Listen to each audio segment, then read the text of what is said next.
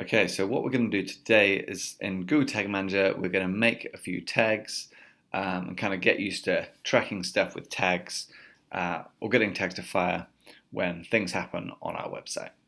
So first things first, got our website, it looks totally normal, and I got my Tag Manager account, and I don't have anything in it particularly, so no tags. So first thing I'm going to do is I'm going to go to preview mode. And preview mode just confirms that Tag Manager has been installed, which I believe we ended the last lesson on. So if I just refresh my site now with preview mode, I've got this little bar, which means the Tag Manager is installed properly. And the first thing I'm going to do is I'm going to make a new tag. So if I go into the tags section and click new, and I'm going to call this my GA page view tag. And I'm going to click in this tag configuration box, which gives me a tag type. And I pretty much always am going to be making a GA tag here. So it's a tag that connects on to my GA. So with this one, it's going to be a page view, which is fine. And I've got this Google Analytics setting, and it wants me to select a variable. So I'm going to click new variable. And this is because I'm setting this up for the first time. I shouldn't have to do this ever again. I'm just going to call this GA tracking variable. So if I click into this Google Analytics settings bit, it wants the tracking ID. Now the place I get that from is in Google Analytics.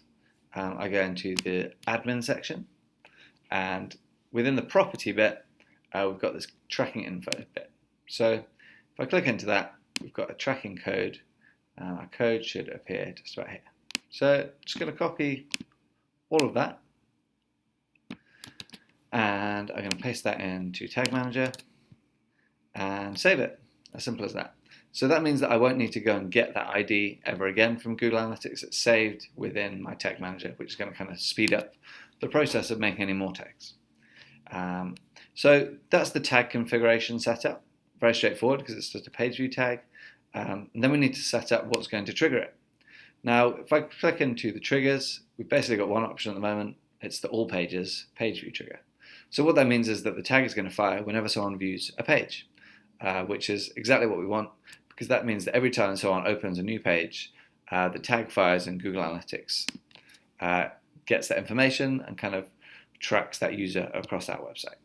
So if I save that, and I click preview, or you can click refresh, and I've got my website now, and I click into something, I should hopefully see the page view tag firing. Okay, excellent. So now the page view tag is firing.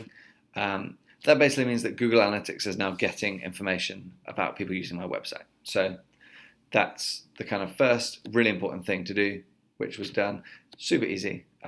Shouldn't be too much of a worry for you. So next thing I want to do is, because Google Analytics is currently only tracking when people visit different pages. So if someone clicks the About page, another tag fires, and because Google kind of goes, okay, they're in the About page. Someone clicks in the SEO bit, GA is saying, okay, now they're in the SEO bit, tag fired. But if someone's in the Contact page, I know that on my website, when someone clicks the Submit button on the contact form, they don't go to a new page. They stay on the same page. So GA won't actually be able to track that.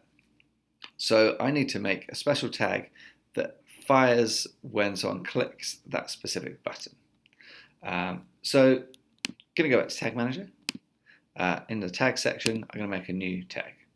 So I'm going to call this the contact form tag.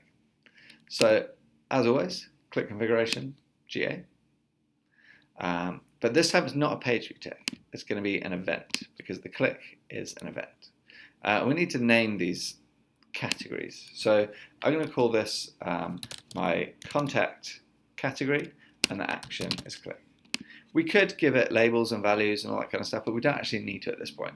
We just need to kind of separate it from any other categories or actions that might be happening. So I feel like that is unique enough as it is, with the category being contact, the action being click.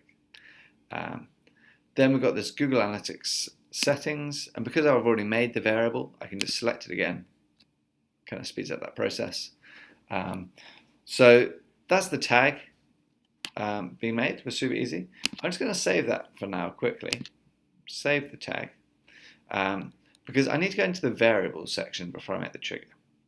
The reason for that being that the variables here define, well, they actually define how we can define when a trigger should fire the tag. So if we click on configure, these page ones are useful, but really we just need to make sure that all the different clicks variables have been selected.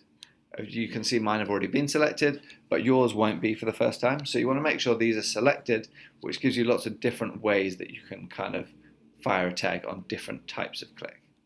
So once you've selected those, you can just exit out of that. We can go back to our tag. We've got a contact form tag, and we need to set up the trigger for it. So if we click into this bit, now we don't have a trigger at the moment, but up in this top right corner we've got this plus, so we're going to make a new one. I'm going to call that our contact form trigger, and the trigger type is going to be a click of all the elements. But we don't want the trigger to fire on all clicks. That would mean that every time someone clicked on any part of our website, the tag would fire. So we actually want it to fire when people click on certain things. So we're going to select some clicks, and then we've got these options, and these are the click classes that we just selected. These are the click variables that we just selected, and these are some page variables. So to decide how we're going to actually define this click to Google Tag Manager, we need to kind of inspect our button to see what's unique about it. So in Google Chrome, if you right click on this, you can click inspect. You can do this in Safari as well, but you need to set up developer tools, which, feel free to look that up. I'm not going to go into it now. So by inspecting that button, Google Chrome gives us the exact kind of HTML things that make up that button. So it's got this ID. If I double click on it, it highlights what the ID is. It's also got a class, and it's also got a type of button.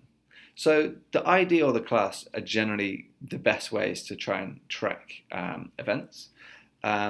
Because the class has got a space in it, I'm just slightly wary of it, so I'd rather use the ID because it's just nf-field-4. There's no spaces on here. So I'm just going to copy that using Command C, and I'm noting that it's the ID.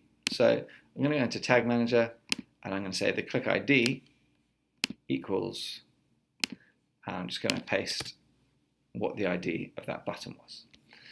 If I save that, and I save the the tag, which should already be saved anyway, I'm just going to click Preview, and I want to make sure that that tag now fires when someone clicks that Submit button. So I'm just going to refresh this page. Always good to refresh things when you've made any changes to tags. I'm going to try filling out my contact form. I'm not going to bother putting a proper URL because it doesn't need to. So I just want to check that when I click that, it should say that a tag fires here. So if I click Submit, okay, my contact form tag has fired.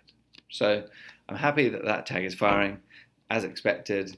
I guess it's good to check that it doesn't just fire on any old click. So if I just click around my website, I can't see it firing anywhere else. So I'm happy that that's working as expected. Now, one more other thing that I might want to check on my website is going to be some social media clicks, because usually if somebody clicks a link that takes them off of my website, that stops Google Analytics being able to track them. So all I know in Google Analytics is someone was on a page and someone left the page. But if people are actually clicking on links to my social media profiles, that's something that I want to track, because that shows that they're engaging further than just leaving. So it shows that it was actually a positive reason they left the website rather than just getting bored. So I've actually got a couple of icons at the bottom of my page. I've got a Facebook icon, an Instagram icon. So I should be able to track these in a somewhat similar manner to how I did with the other button click. So again, I'm going to go back to Tag Manager. I'm going to make a new tag. I'm going to call this I'm just going to call it Insta tag. Again, it's a GA tag. It's going to be an event. and I'm going to call this my Insta click. It doesn't matter that the action is the same as the other one's action because they have separate categories, so they're still a kind of unique combination of parameters. Then my settings variable, as before, I can just select my GA tracking variable, and I need to set up the triggering again. So I'm going to make a new trigger, and this one's going to be called my Insta trigger. And again, it's going to be an all elements clip, and these can sometimes be a bit fiddly to set up, to be honest. Sometimes you have to play around with using the ID or the class, or sometimes you can even use the URL. So we'll see how this one goes. At the moment, I'm going to use, well, let's inspect it to see what I can use. So what are our options this time? Well, I don't really seem to have much here other than I've got this class that is FA space, potentially, FA-Instagram. So, as I said before, I don't really like spaces, so I might just select that section of it. I'm going to go into Tag Manager, and that was the class. So, I need to make sure that the class, if the thing that I'm doing is a class, that it says classes here. And this time I'm just going to do classes contains this bit, because the actual full class is, I think, FA with 2 spaces and then FA-Instagram. So I'm going to try and just track it with something that contains FA-Instagram. I'm pretty sure there's no other kind of things that you can click on my website that contain the class of FA-Instagram. So I think that's nice and unique.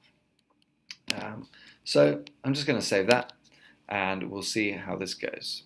I'll save the tag as well, and I'm going to click preview again, and I'm going to close this and refresh my website, and we'll see if we can get that tag to fire. So if I just drag this down a little bit so I can see it at the same time. The problem with this is going to be that people are going to leave my website when that fires. So if we click on that, okay, if I go back to the website, I can see that the Insta tag has fired. So, so that was actually super simple, which is great. As I said before, it's not always quite as simple as